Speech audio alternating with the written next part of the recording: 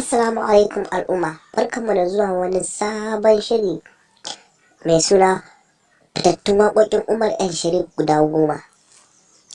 Wannan shiri ne mai suna fitattun waƙoƙin Umar M Sharif guda 10. Za a nuna muku yadda waƙoƙin Umar M Sharif a jere har guda 10 wanda suka fi kowane waƙoƙi ɗaukaka. Dan Allah in yau ka fara zuwa nan channel tamu mai suna Umar M Sharif Fans TV, ka danna mana subscribe. Kada ka danna ƙararrawar sanarwa domin muna ɗaura sabon shirye-shiryen mu sanar da kai.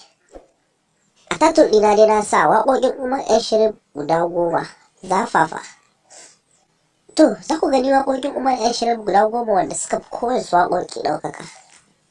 Waƙa ne wanda ta zo ta samu zuwa na ƙarshe a cikin waƙoƙin na guda 10 ita ce cikin ɗaya a cire ɗaya zai zamo ba ko ɗaya. Waƙa wanda ta zo ta tara ita ce kin bani soyayya. Waƙar da ta yi nasara ta zo ta 8 ita ce Fatima Zara. Waƙar da ta yi nasara ta zo a ta 7 ita ce Maryama zo masoyiya. Maryama zo masoyiya. Waƙar da ta yi nasara ta zo ta 6 ita ce Sarina.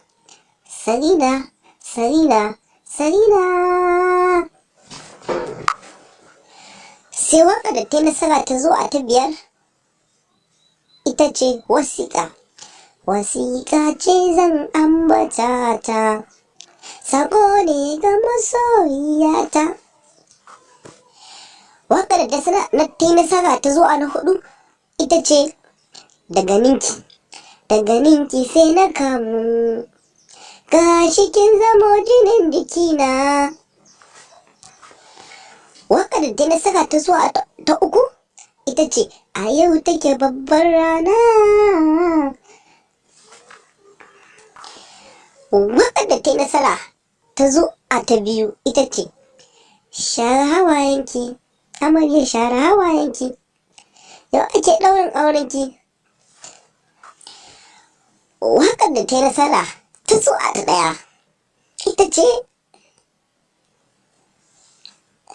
ciwon idanuna ki mini magani, ina miki godiya kin masoyiyata. Wannan zaɓen da muka yi na waƙoƙin nan guda 10 na Umar M Sharif in ya burge ka, kamar da comment da cewa wannan waƙoƙin sun burge ka sosai. A sharing kuma a like in ya burge ka, mana sharing kamar like. Mun gode masoyan Umar M Sharif, kuma muna gode muku kuma mun ji daɗi da zaɓen wannan tashar da kuka yi.